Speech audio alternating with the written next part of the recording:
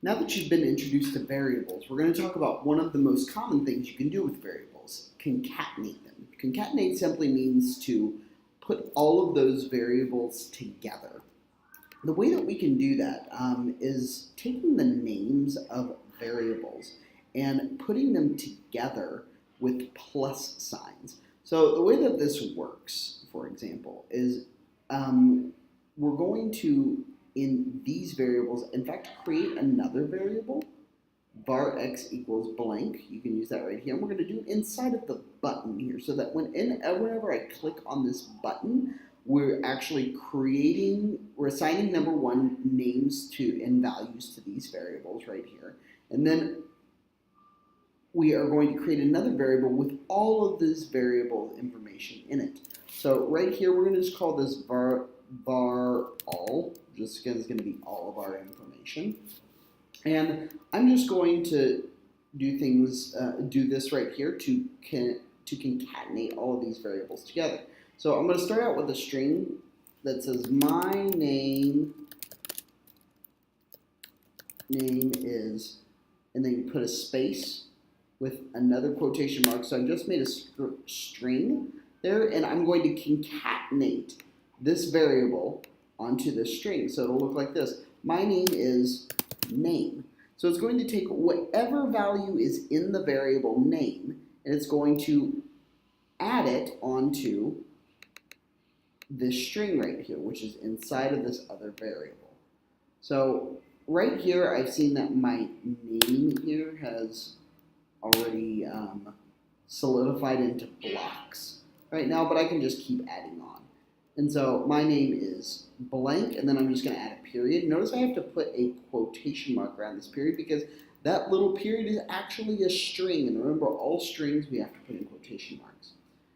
And then I'm going to put a space after that string because it does not automatically add spaces when you're concatenating things. My name is blank.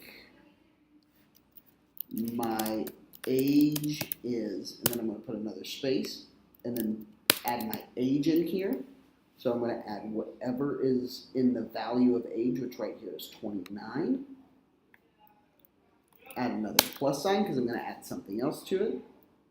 Put quotation marks, add a period.